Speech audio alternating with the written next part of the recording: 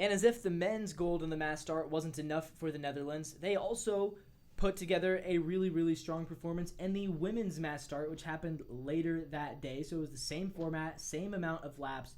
What I liked about the women's mass start, though, is unlike the men, this time the whole group was together the whole race. There was never a breakaway leader. There were a couple who tried to be breakaway leaders. Looking at the results, Belgium's Fran van Hout tried very hard to build a strong lead. She gets a couple sprint points, as you can see, ends up with 3 sprint points. Again, I'm really not sure what the sprint points means.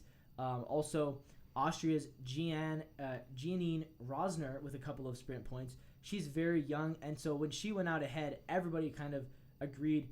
The announcers were saying, yeah, she's not actually going to win. She's only she's 19 years old, so she was just going for some sprint points. And again, I don't really understand the sprint points thing. I think if you're ever in the lead, you get a sprint point, I think is what it is. Not really sure what it means, what it accomplishes, but either way, those two from the Belgium and Austria both went out, but then they both almost immediately fell back to the pack. So the whole time you're kind of biting your tongue like, man, I don't know who's going to win. The American in the competition, you can see on the center of the screen, was Mia Manganiello. She's 36 years old. She's never won a medal in this event, or I don't know if she's ever won a medal in any event, but Mia Manganiello at 36, this was her final Olympic race, so a lot of kind of pressure and drama to see if she would finally get a medal. I guess she was considered to be a pretty strong medal contender in this event. So Mia Manganiello gets out there doing her thing, and at the very end, we finally got a little bit of a breakaway. It was the Netherlands' Marie Groenewald. Marie Groenewald gets out in front, and that's who you can see on the right side of the screen, Marie Groenewald. She finally took a lead in front, and she ends up cruising to the gold medal, but the bronze medal and the silver medal were still very much up for grabs. As you can see, it came down to Canada's Ivany Blondin. It came down to Italy's Francesca Lollobrigida. It came down to USA's Mia Manganiello. Now, the home crowd obviously was rooting for Francesca Lollobrigida, who already had a couple of wins in this event. Lollobrigida, who had 2 golds already in the 3,000 and the 5,000.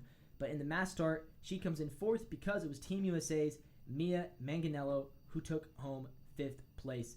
Ivany Blondin ends up in 2nd, and she also had a really, really solid Olympic game. She took home a gold in the team pursuit, a silver in the mass start. So she comes away with 2 Olympics, and she's also 35. So these 35-year-old middle-aged moms doing very, very well for themselves in these Olympic Games. And a huge shout-out to Canada's Valerie Maltais.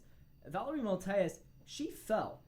She won 2 bronze and a gold already in these Olympic Games. She fell very early on in the mass start. She was in dead last, way behind the rest of the group. The fact that she managed to end up in 5th place is very, very impressive, considering that she was at the very end of the pack for most of the time, but she caught up to the rest of the group and almost put herself in podium position, which is very, very impressive in my opinion. So Team Canada doing very well in this. USA, Mia Manganiello does claim the bronze, and it was, again, the Dutch who get the gold in both the men's and women's mass start, just continuing to add to their very, very impressive medal count at these games. The Netherlands, man, you wouldn't expect it, but they are a real powerhouse in the speed skating sport. I mean, it's crazy how good they are at speed skating. I don't get it, but that's what the Dutch do. They just win speed skating gold after gold after gold.